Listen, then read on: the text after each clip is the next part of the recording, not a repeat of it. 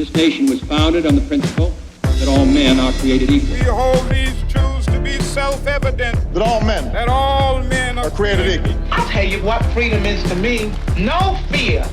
I mean, really, no fear. Created equal. This is Created Equal from WDET in Detroit. I'm Stephen Henderson, and with me in the studio is Kerry Jr. II. He is the show's producer. Good day, Stephen. Hey, Kerry, how are you? I'm all right. Ready to talk about our furry friends. Right, we're going to talk about animals. First question, Kerry, are you a pet owner? Are there pets in your family? No.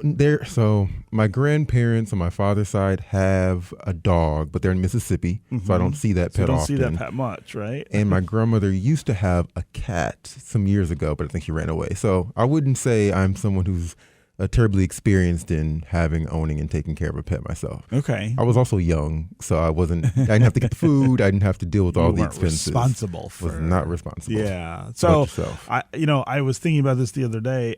There are only 4 years in my adult life that I have not been a pet owner. So I'm kind of the flip side of that coin to you. PhD in pet ownership, right? I should say. I've had many dogs. That's been my preference most of the time. Mm-hmm.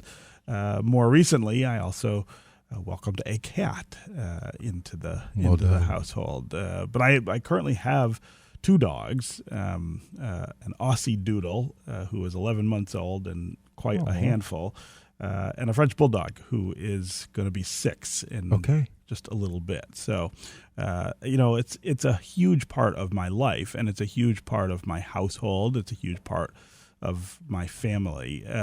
The things that you end up doing, the things that you find yourself concerned with, the things that you find yourself kind of focused on when you have a pet in your family, I think would surprise some people who don't have pets, how much it takes, how much attention, and of course how many resources you end up dedicating to these lovable members of your family. I am pretty adamant about taking my time on when that time comes for when I decide to get a pet. I mean, I like cats more so, but I've been leaning towards dogs as well. But the most important thing is, do I have the time, and will I want to be able to, or can I invest the amount of money that it would take to be able to get them, make sure they have good health care and make sure they have all the food that they need.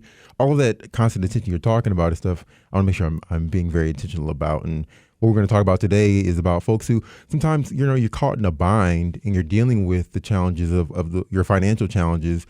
And so that puts a strain on their ability to do all those things. Yeah. I mean, we know about the community that we live in, especially here in Detroit, but of course in many places in Southeast Michigan, and the economic distress that is just everywhere right now, and the number of people who struggle to keep shelter and food and safety within their grasp. And we don't always think about the fact that also affects pets. If you have pets in your family, those stresses about shelter or food or safety get passed on a lot of the time to those animals. And so we've got the CEO of Michigan Humane here, Matt Pepper, with us to talk about the ways in which that organization has had to kind of evolve its work to meet more of those needs, to try to figure out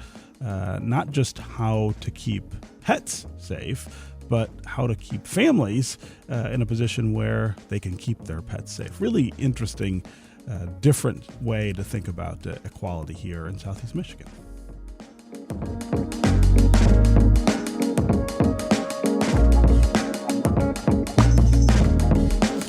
Matt Pepper, it's great to have you here with us in the studio. Welcome to Created Equal. Thank you for having me, Stephen. Good to see you. Yeah. So let's start with just a thumbnail of Michigan Humane. I think everyone has heard of the Humane Society, which is what it was called for years and years and years. But I'm not sure everyone quite understands what the mission and role of that organization is now, especially now that it's called Michigan Humane. That's a little bit different. I know the work is evolving, but give us a sense of the purview, I guess, the scope of work and activity that goes on at Michigan Humane. Yeah, well, first of all, when Kerry's ready, I know a guy who can help him. We're ready to take this issue up. There are plenty to be had. He's right? asking all the right questions. So Michigan Humane is the oldest and largest animal welfare organization in Michigan. And we pride ourselves on focusing on sort of both ends of the leash. And while the name change is a nuance, it's an important part of the journey. So in 1877, we were just the Humane Society because we were the only one. 1924, we became the Michigan Humane Society, and in 2019, we became just Michigan Humane. But in order to talk about where we are now, it's kind of important to go back 147 years and talk about who we were. Mm-hmm. A lot of people think of Michigan Humane and Michigan Humane Society as an organization where it's a great place to adopt a dog, and we are. We have lots of animals, great animals, great cats up for adoption. If you're looking for one, we're ready to help you. But that's not how we started. We started helping horses, which at that time in Detroit were everything from transportation to carriage, much more urban animals. And we also were helping women and children, the subject of domestic violence, the human element of our work. Mm-hmm. As a matter of fact, just a quick connection between the human condition and pets. The first ever case of child abuse in New York City, Mary Ellen Todd was her name. She was 11-year-old. Was the man who led that charge was Henry Berg. And if you don't know who Henry Berg is, he's the man who started the ASPCA. Mm-hmm, mm-hmm. So that they've always been strongly connected, the human condition and pets, and recognizing that suffering is equivalent in both pets and people. Now what we pride ourselves on being a human-centered animal welfare organization. So the name change is kind of important. Even though it is just a word, we dropped it for a couple reasons. Number one, the easy one is brand confusion. The word Humane Society is a generic term. So people think I'm going to donate to the Humane Society of the United States and it'll trickle down to you, or Huron Valley must be a part of Michigan Humane Society. And it's just not true. We're all separate organizations. It's a generic term. The other ones were a little bit more philosophical. It was the word, as we talk about the world we live in right now, and really a lot of the topics you talk about here, we talk about our services trying to be equitable, that everyone in this community can access our services and be a part of them. And the word society inherently is an exclusive term. So we dumped it for that reason. And the other reason is the word humane and humanity isn't limited to pets. It touches the lives of people. And if you can learn how to be compassionate and show humanity to a pet, you can learn how to show it to your neighbor. And so in addition to being the place that, if you have an excited child who's decided that they want a pet and you're going to indulge that, you go down and you can get one. Talk about some of the other things that you find yourself doing. Yeah. So adoption is a big part of our job. But as I always tell people, behind closed doors, it's not what we were started for. We were started to protect pets and protect people and keep families together. A lot of what we do is things that you may not think of doing. So we work with domestic violence shelters on making sure that pets have a place to go. A battered woman in a domestic violence situation will stay in that situation 2 years longer if she has a pet. More than 40% of women won't leave a situation unless they can take their pet with them. So working on foster homes that can take pets so people can get out of dangerous situations. Major medical treatment. There's a study by University of Michigan that shows that a third of people delayed major medical treatment because they didn't know what to do with their dog or who's going to watch their cat. 19% of those people left directly against the doctor's orders because they had to get back to their pet.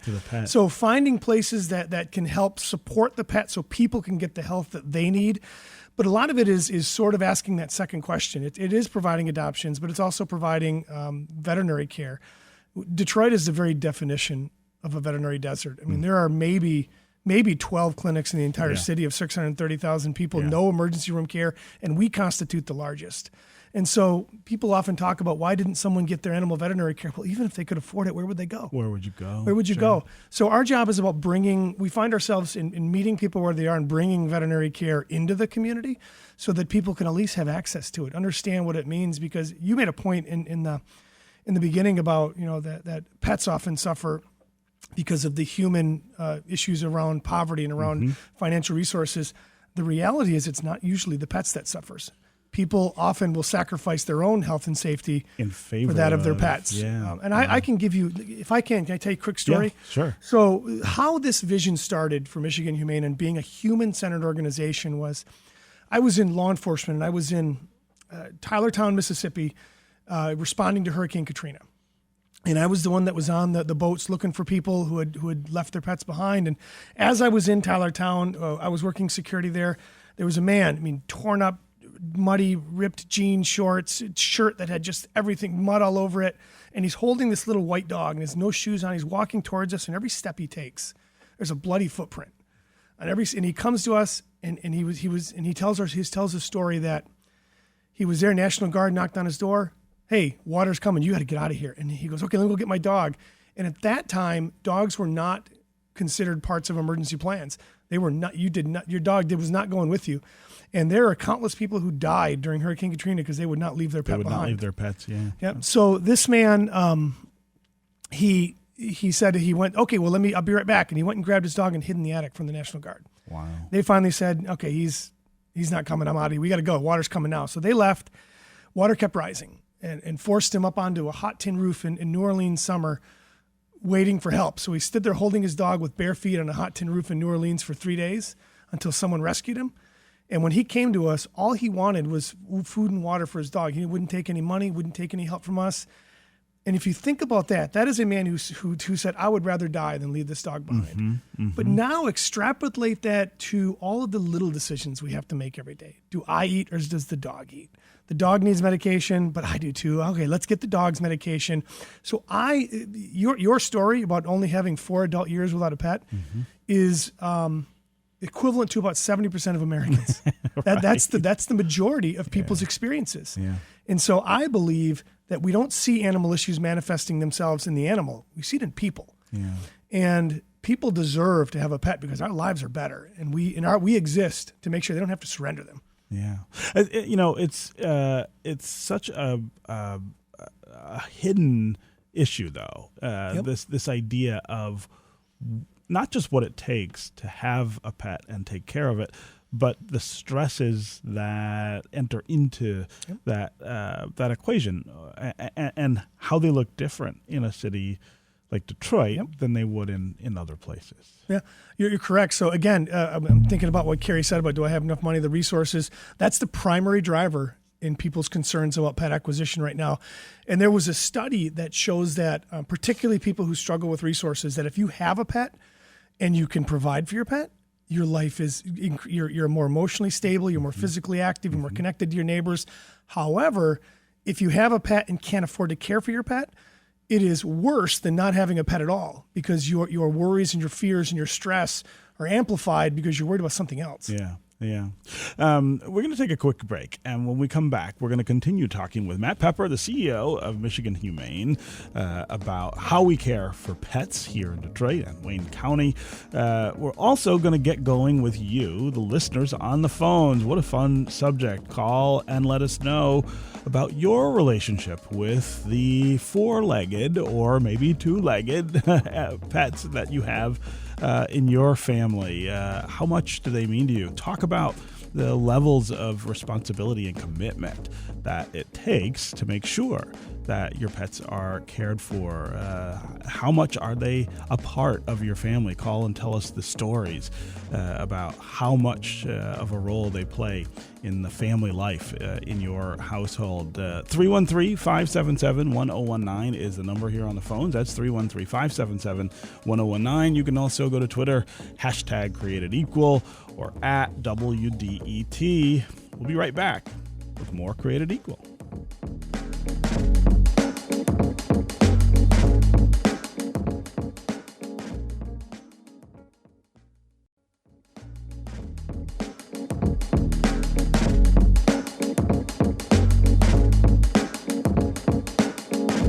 This is Created Equal from WDET in Detroit. I'm Stephen Henderson, and today we're talking about the pets that are part of our families. We've got Matt Pepper. He is the CEO of Michigan Humane, someone who has more than 20 years of experience in animal welfare. We're talking about what it takes to care for our pets and the stresses that get put on that care by the economic conditions that so many people in our region face.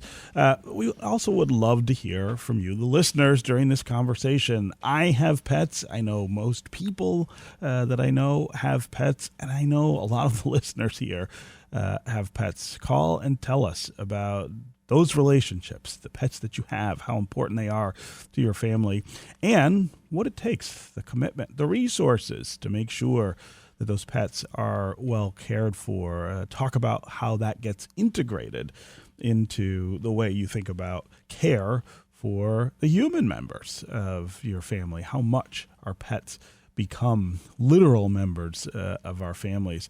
313-577-1019 is the number here on the phones. That's 313-577-1019. You can also go to Twitter and either hashtag created equal, or you can at WDET. Matt, before we get to listeners, I want to talk a little about the intervention that you guys are called on to make in cities like Detroit. Sometimes that's about an individual dog or cat that might be stuck somewhere or trapped or seem neglected. But there's also, I guess, a broader community intervention that you're called on to make, and that's to make sure that, on the whole, the cat population, the dog population are not being mistreated, will have shelter, will have opportunities to join families. Give us a sense of what that looks like right now in Detroit. I was saying earlier in the show that this is a community that has an awful lot of economic distress. It's not getting better, it's getting worse. What does that look like for pets in this community? Yeah, well, first of all, just to comment on that, there was a study from the Pew Research Center a little while ago that talked about how closely you connect to your pets.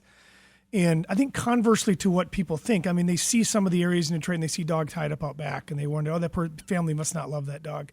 That's not true. It's probably because there's very little low-income housing that allows pets in Detroit. There's not a safe space for not many people to walk their pet, be with their pet. What that study found was that the less money you made, the more likely you were to consider your pet an equal member of the family. So as a former law enforcement officer, I was a special deputy in Grand Rapids doing animal cruelty, and I still teach police officers. What I have found is that as a whole, Detroit loves its pets. Mm-hmm. And most of the things that I think a lot of people consider, quote, cruelty isn't cruelty. It's just a lack of resources or education. When I was in law enforcement, I had a philosophy that if you don't know, it's my job to teach you. If you don't care, there are those instances, then it's time to go to jail. Uh-huh. But if you don't know, which is an overwhelming majority of our work, let's connect you to some resources. If it's the difference between, okay, your dog outside, your dog needs to eat more in the winter because they burn more calories. So let's figure out how we can get you on some food. A dog house, it gets really cold here, but you need some straw in there. Make sure your dog's got some straw. We can help you with that. Let's help support you here. It is medical care. I mean, as we talked about earlier, even if you wanted to go, where would you go? So for us, bringing care into the community and saying, let's help you get what you need. There was a study a little while ago that was an overwhelming majority, somewhere between 70 and 80% of people, that says if you live in poverty, you may have never had an interaction with a veterinarian in your life. So for many of the communities that we're dealing with, we are their only chance to have a positive relationship with a veterinarian, and we want to make the most of it. Because when we changed our name to Michigan Humane, we also changed how we tell a story. If you think about animal welfare, you think of Sarah McLachlan and Arms of the Angel, and a lot of the stories those late night commercials. Exactly, and it's all the suffering, and it's everyone's being abused, and it's people from the suburbs coming in and go, look at what I'm doing to help support these pets and taking them out of here and getting them into better situations. That's not the world we live in. The world we live in is, hey, you're struggling. Let's pull you up and let's walk together. So if you think about the Jungian archetypes, which is what we went through, everyone is the hero. We don't want to be hero. We went to the orphan or the everyman archetype, which is let's pick ourselves up. Let's do this together. And you tell your story. So it's a little bit of a difference in our pet food pantry. Yeah. It's not me going, I'm going to give you a 30-pound bag of food and feed your dog. It's, I'm going to give you a bag of food and you can feed your dog because your dog's important to you. And that little difference in listening to the community differently, we have found that this community just needs help and loves its pets. And that if we can provide resources to keep pets in their homes and keep families together, kids are going to be happier. Families are going to be more emotionally supported. When people are out walking their dogs, there's less crime because people are visible and watching. People are healthier and safer with pets. Mm-hmm. And I mean that seriously. When you want to have a conversation about creating healthier and safer communities in Detroit, you need to think about the pets. And the other side of that is we talk about attracting and retaining talent. People in their 20s right now are making life decisions based on their pets, and we need to make it easier for them to choose Detroit. Yeah. So give me an example of how you make the support work. For instance, if you get a call that, hey, there's a dog who lives behind me and they're outside all day on a chain, and I'm concerned that the dog never seems to be, eating or drinking and is never in the house. How do you approach that in a way that's about supporting that family rather than saying, hey, we're going to take this dog from them? Yeah, so there's two aspects of that conversation, and I'm going to actually start with the second one, which is a pet is only as healthy and safe as the family it lives with and the community it lives in. Yeah. So let's take the human element. We'll put that to the side for a minute. But the first thing is let's go ahead and figure out what's happening. So a lot of first of all, I would rather everyone call and have us check them out and have 1,000 ones that are fine than miss one that wasn't. Mm-hmm. So our job is to go out there, make a presence, let people know that there's resources out there. The first thing we do is figure what's actually happening. So a lot of times it could be fencing, could be containment. All right, well then I can see why the dog is tethered right now. Let's figure out what we can do to make this a better situation. We do not let perfect get in the way of better. Mm-hmm. We understand that there are constraints on people's lives and pets' lives, and let's elevate them both and make them better. So we figure out what resources do you need. Because if I go there and take that dog, what's going to happen is that family is going to go, well, fine, if that's all these people are going to do and they come to my house, then I'm not answering the door next time. And I'm just going to get another dog. Right. So we did a recent study. It was racial disparities in animal welfare through the University of Tennessee. And they talked about acquisition. And if you live in poverty, 40 to 50% of the time you get a dog because a neighbor's dog walked up on your porch or a neighbor's dog had a litter.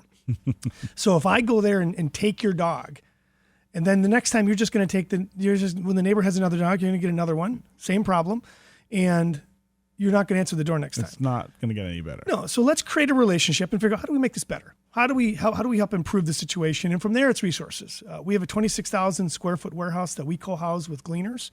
And help support our work. We have plenty of food there. A lot of it is food, housing. A lot of the issues in pets are equivalent to what the biggest struggles that people face. It's it's going to be food, basics. Shelter, utilities. Yeah. So how do we provide the basics and help you with your life? And then from there, real quick, it's okay. Hey, I had to feed your dog. That's okay. But are you struggling feeding yourself? So we have human social workers on staff and community advocates whose job it is to say, let's see what other elements might need, because there are usually resources for other issues, and the pet is safer if the human is better off. Yeah, the connecting people with the things that they need. I mean, it's sort of a wraparound approach.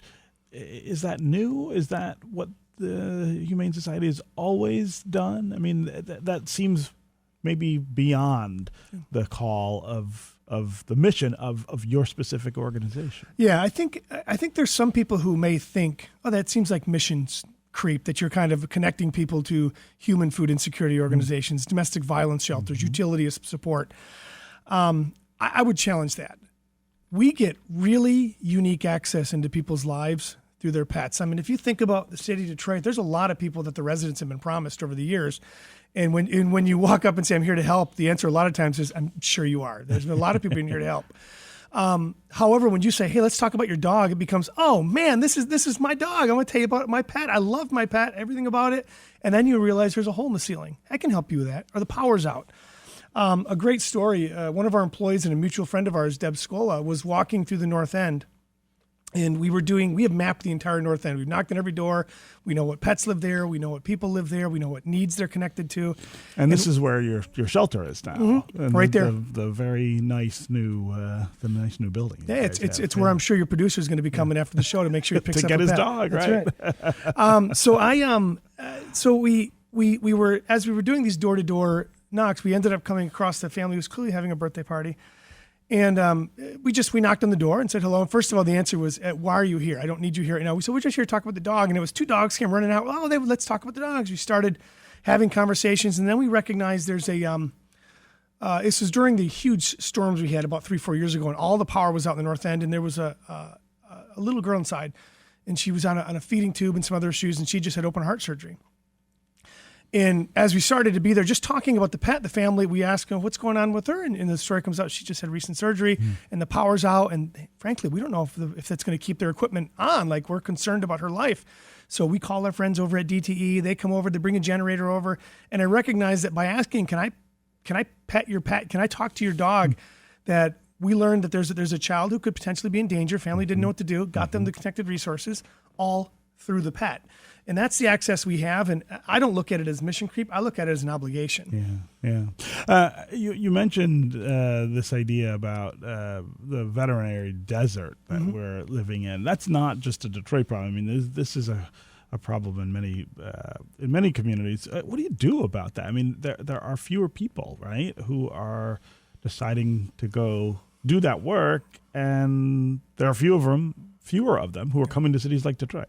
Yeah, we're doing a couple things about it. Number one is, first of all, I want to comment on that. You're absolutely correct. There right now, for every one opening in the country, there are 18 veterinarians looking for a job. There are 18 openings, for every one veterinarian looking for a job. And there are only 32 veterinary schools in the entire country.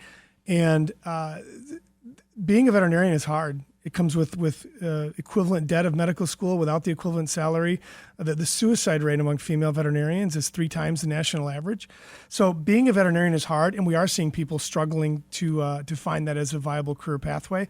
Things are changing right now. We're working around the country. There's working on things like a mid-level practitioner, equivalent of a nurse practitioner, that it can help spread some of the wealth. What we are doing about it is trying to build our own homegrown talent. So what we have found in the city as we work with schools like Detroit Cristo Rey, Crockett Midtown, the DIA, we have found that there are some kids here who want to be veterinarians but don't see that as a possible future for them. So we now have internships we're working with on helping expose people to that career path. We have an apprentice program for licensed vet techs where we pay for your tuition and give you a mentor and then get you through that schooling to be a licensed vet tech. And we hope that you stay here, right, serving this community. The reality is, like, as in veterinary medicine, there just isn't enough opportunities here for people to see themselves in the work. So we want to make sure, I guess, let me go back to the vet tech program. We started that before as an opportunity to help try to draw Detroit talent to be a vet tech. And what we found is that the populations we were targeting couldn't use the program we had before because you had to go to school full time and you couldn't work. And people would say, that's a great program, but I have to feed myself. So I'm out. So for 3 years, we had a program that nobody could use and had to develop it into a way that we could support. You could get a job working for us. We could pay for your tuition. And then in several years, you'll be a licensed vet tech. We have 13.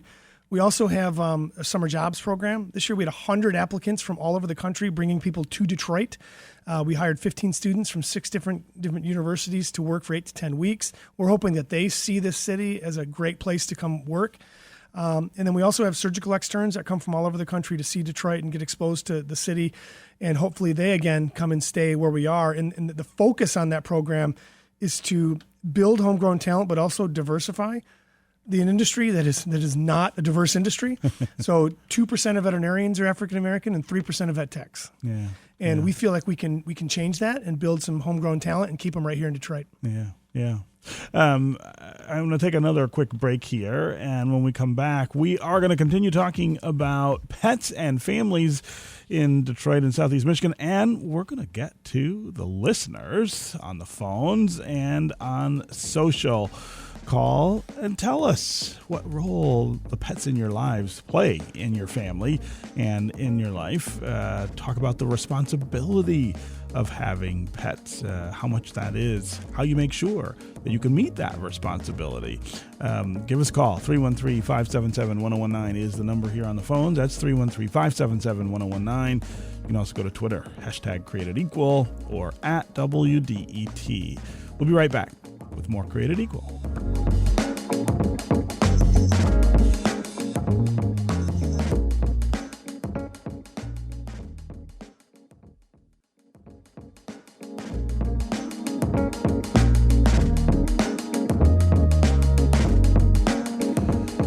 This is Created Equal from WDET in Detroit. I'm Stephen Henderson, and I'm really glad you've joined us. We're talking with Matt Pepper. He's the CEO of Michigan Humane and has over 20 years of experience in animal welfare. We're talking about how we care for the pets that are part of our families here in Detroit and Southeast Michigan, and how some of the stressors that make life difficult, the economic circumstances that so many people face, make that difficult or more difficult when you do have a pet. How do you make sure that you can care for the pet you adopt into your family? 313-577-1019 is the number here on the phones if you'd like to join. You can also go to Twitter and hashtag Created Equal or at WDET. We're going to start today with Layla out in Plymouth. Layla, welcome to the show. Hi, thanks for taking my call. My comment is a little bit maybe unrelated, but we have a small horse farm in Plymouth, and we are running some young person's horsemanship clinics over the summer. And we were having, our students were like between the ages of 6 and 11. And towards the end of the week, the students, well, they'd fallen in love with the horses, and they were asking me how much I would sell them for. And I didn't clue in at first, and I'm like, I would never sell our horses. And they're like, no, like if you really had to, like, how much would you sell Wish, who's a 25-year-old horse that we have? And I said, I could never sell her. And they're like, well, what about Nutty? And she's 9 years old. And I said, oh, no. And they said, well, if you had to. And I said, okay, well, if I had to, I guess I would sell Nutty. And they all look so downtrodden because they all love our older mare. And they're like, well, really, why? And the parents are standing around, and they're all sort of chuckling and observing this. And I said, well, because Nutty's young, and she could start again if she had to. Mm-hmm. But Wish is older, and, this is her home, and we got to take care of her. She's given so much to us. We need to look after her in her golden years. Yeah. And the parents were like, their jaws were on the ground, and they're like, wow, this is such a good lesson for the horses, because, I'm of that generation too. And I'm like, I want my kids to feel like they need to take care of me when I'm older. Yeah. So that was my story. And if I can give a small plug for Detroit Horsepower, sure. It's an organization in Detroit that's been around for about almost 10 years, and they're breaking ground, or at least having their groundbreaking ceremony in October, and they're really committed to helping young people learn social-emotional skills through their interaction with horses. Yeah, they're doing amazing things. They're doing amazing things, exposing kids in the city where we don't see horses all the time to the idea that a horse is not necessarily a pet, but an animal that you can have interaction and a relationship with. Yeah, David in Detroit Horsepower do great work. Yeah, I've had a chance to work with them a few times. Yeah. Matt, before we get to the next call, I do want to ask about the sort of baseline that you would say is the marker for, well, someone like Carrie, my producer here on the Created Equal, who does not have a pet and is not sure if he's ready for one. What are the things that people should think about before they make that commitment? I mean, we're talking about what happens when you get stretched and can't fulfill that commitment all the time. What are the things that you say are the bare minimums? Yeah, I would say just make sure you have some means to take care of the pet. I mean, right now in America, it's roughly $1,300 every American spends on their pet in totality: food, boarding, medical care, everything like that. Make sure you've got the time. You and I off air talked about cats versus dogs, and a lot of younger people are getting cats now because you can have a little bit more freedom with a cat than you do with a dog. So making sure you've got the time, making sure you've got the activity level for the pet you're getting. If you're mobility challenged, you probably don't want the year-old Australian Shepherd, and you want you want a dog that fits your lifestyle, which is what we do. I would say that if you are thinking about it, just call us. We'll walk you through it and walk you in. Most people, if they're having those conversations and they're thinking about it, are probably ready. And when people get a pet that they can't manage, too much money, too much energy, too much time, and they have to give it up. Do you see that happen, I guess, over and over at the shelter, that some pets come back more than once? Yeah, we do. I think when you talk about, reasons why pets come back, our first response is to why and what can we do to help it? Is there something I can do to address this? Is this a short-term issue? Is it a medical issue that we can help you with? And would you keep your pet if we could? Is it a food issue? I lost my job and I can't afford to feed my dog, so I have to surrender it. Well, if I can help support you through our pet food pantry, this year we're going to distribute 2.3 to 2.5 million pounds of pet food to 12,000 families. Wow. If we help you there, would you keep your pet? The answer is yes. If the answer at the end of the day is no, then we're here to help you, and we will find a new home for that pet. Now, from an adoption perspective, we do have a lot of them that come back. It's the wrong one. A shelter's a really crazy environment for a dog, and a lot of times the dog you see in the shelter may not be the one you see in the home. So as it gets there and maybe it's not the right situation, let's come back and we'll figure this out together. Yeah. Maybe it's another dog, maybe it's something different. I keep hearing about two things with the shelter. One, how crowded the shelters are right now with pets, and especially cats. I keep hearing there are lots of cats in the shelters. But also, I hear from people all the time about animals walking the streets in Detroit, strays, that the number of dogs that, for instance, in my neighborhood, that you would see in a week, it just seems up. There seems to be more of a crisis going on, and I don't know if that's true or if it's just anecdotal, but I wonder what you make of the state of that issue in the city right now. Yeah, it's an issue. Now, there was that Rolling Stone article several years ago that said there's 50,000 stray dogs running around Detroit. Right. If there was 50,000 stray dogs, I couldn't walk down the street without tripping on one. You would see one every day. Everywhere you go. So the reality is that's not true. And this, again, goes back to our talk, when we talk about the human element, is those aren't pet problems, those are people problems. Yeah. And more often than not, I actually have some colleagues in Dallas who had a study done recently about why dogs were running loose.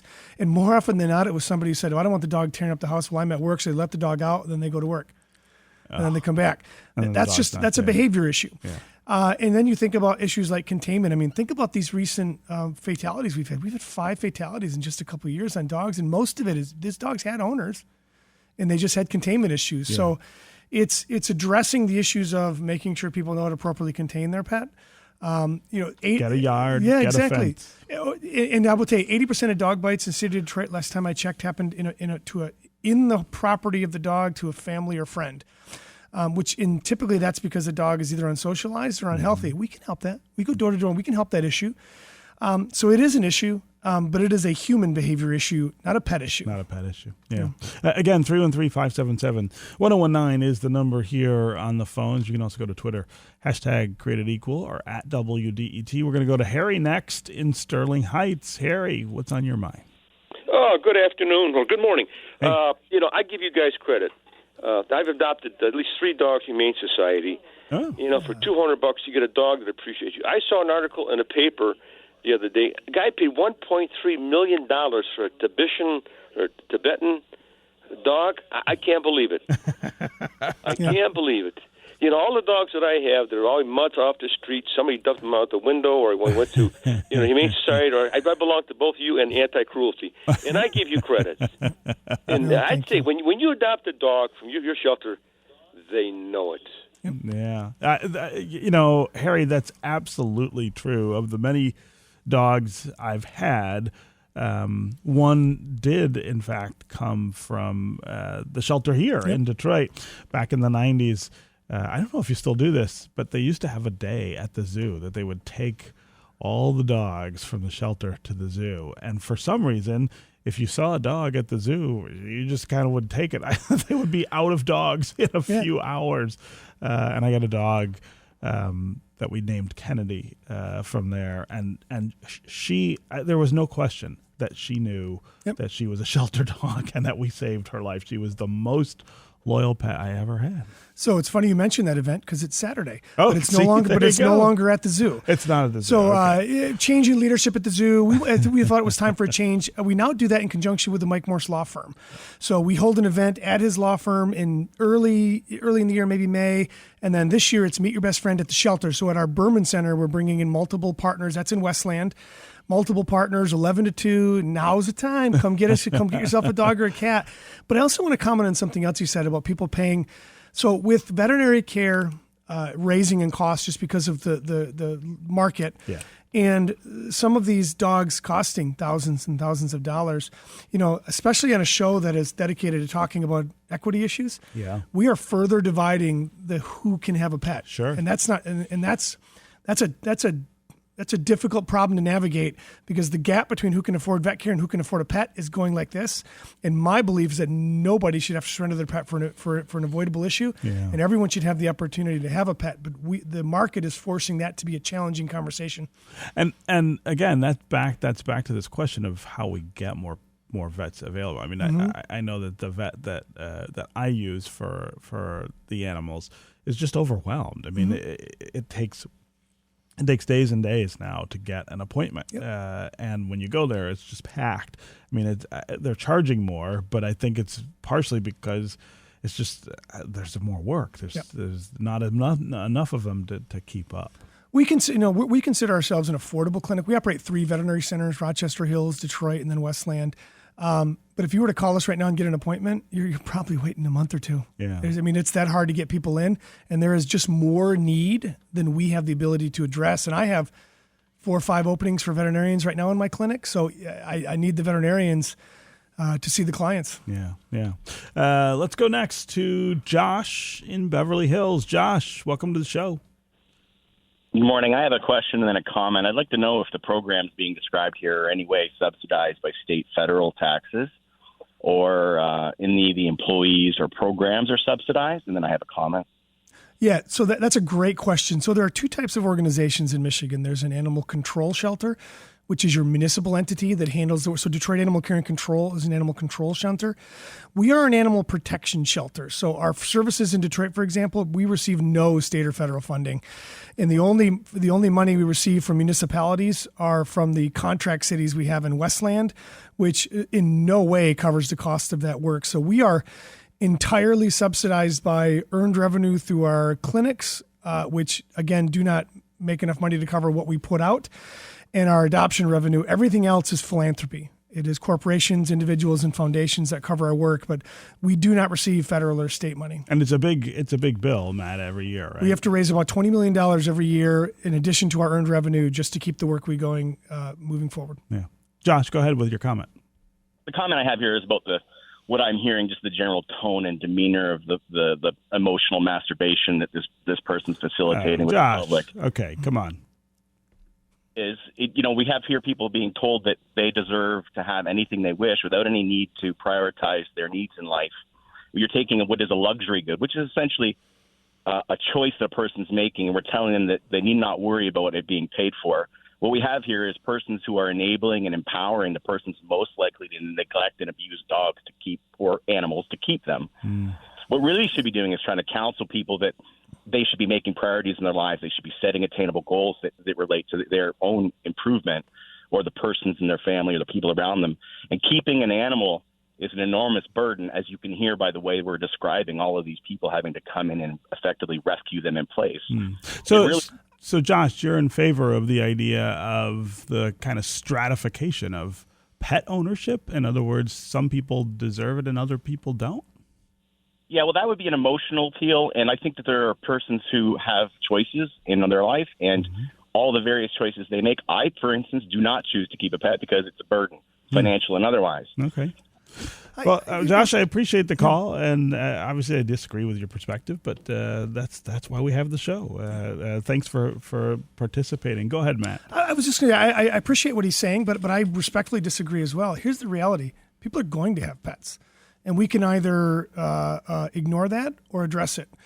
And we don't walk around and indiscriminately provide people free everything. We have limited resources.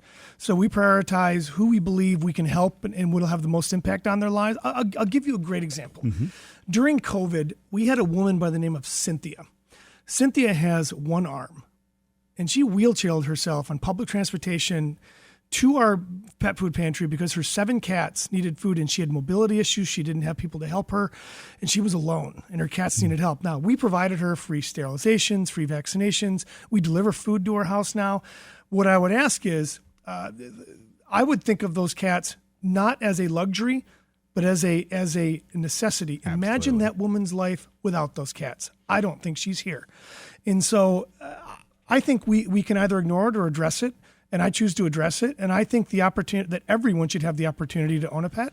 And it's not, there are issues of cruelty, there are issues of access to resources. Yeah. But that doesn't mean we should, again, as you put, stratify who should and who shouldn't have a pet. Well, and I think the assumption that Josh is making that somehow the proclivity to be cruel to pets correlates with poverty. I mean, there's just nothing that supports that. No, if I can comment on that, I would go one step further. I would say that there are people who are we talked about this before, 100%, I can tell you, people are sacrificing their own needs so their pets don't suffer. I'll give you a great example. We work very closely with Jerry Brisson and Gleaners and Forgotten Harvest, and at first time I met with them, we sort of couldn't figure out a way to work together because the reality is, I think he was in human food distribution and didn't see the correlation between pets. We had a great conversation up at the Mackinac Policy Conference about our work, and we started asking questions about the people in his program. And 50 to 70% of the time, they said they were feeding the human food they were getting from these food insecurity programs to their dog. That's commitment to a pet. That's not a disregarding your responsibility. That's a commitment. You are sacrificing your own needs. And I have personally found people who have died because they wouldn't leave their pet behind. Yeah. And that's a passion we should amplify, not disregard. Yeah, I think that's absolutely right. Okay, Matt Pepper, CEO of Michigan Humane, it's been really wonderful to have you here in the studio with us today. Thanks for joining us here on Created Equal. Thanks for having me. Tell Bertie, Ernestine, and Edison I said hi. That's right. All 3 of them. And we're going to welcome Carrie back into the conversation because I hear he's decided he's ready. Is that right? No, I haven't made a full decision yet. Yes, you have. Everyone knows you have. I think y'all were trying to pitch me. Even David Lyons in here, our senior producer, has been pitching me on some dogs as well. But I was hearing some of the statistics that you were listing in there, Matt. The $1,300 was the number. I was like, okay, what are all the different types of elements that you're trying to purchase when it comes to what is that made up of? It's veterinary care, which is increasing in costs every day. So it's veterinary care. It's the food you got to pay for all the time. It's toys. It's dog beds. So I'll tell you a really quick story. So I've got 2 3-legged dogs, and everyone thinks that because of what we do, we must have the most well-behaved dogs in the world. My dog is a complete a-hole, but he's mine. He's eaten 22 remote controls, 3 dog beds, 2 dog crates. And so there's a cost associated with that. But for most people, it's just food, daycare, veterinary care, those things. And they can be expensive. I mean, I can tell you about some whopper medical bills I've incurred for the dogs over the years. Does $1,300 sound accurate to you, Stephen? That's about what you experience? Each year? Per dog, I assume, right? Per dog, that's probably about right. It's probably a little more than that, frankly, especially when they're younger or older, right? The sort of middle years are I guess less. There's less stuff that seems to happen. Yeah. But when they're young and then when they're old, you do end up spending some money on them. Yep. I will say you two aren't the only folks in my life that are trying to get me to get a dog particularly, but a pet nonetheless. And I'm curious about either dogs or cats. I am also interested in hedgehogs, but I don't know if that's something you all would have at the Humane Society. Funny you say that. I don't know if you're trying to get out of this or trying to get back into it, because we do periodically get them. You do? I know a guy. A hedgehog. Yeah, I've always been a big fan of the hedgehog. Oh, we have rabbits, guinea pigs, gerbils. We've actually had tigers, lions, and bears at one point for various reasons. So, are you serious? You know I'm serious. You name it, we can find it. That's crazy. Carrie, get a dog. Trust me. Your life will be better for it. Okay, Matt, again, thanks so much for joining us here. All right, that's going to do it for us on Created Equal. You can listen to recent episodes of the show at WDET.org, and we would love if you would subscribe to our podcast. Created Equal is produced by Carrie Jr. II and David Lyons. Our engineer is Nate Bender, and our program director is Adam Fox. Created Equal is a production of WDET, a listener-supported service of Wayne State University.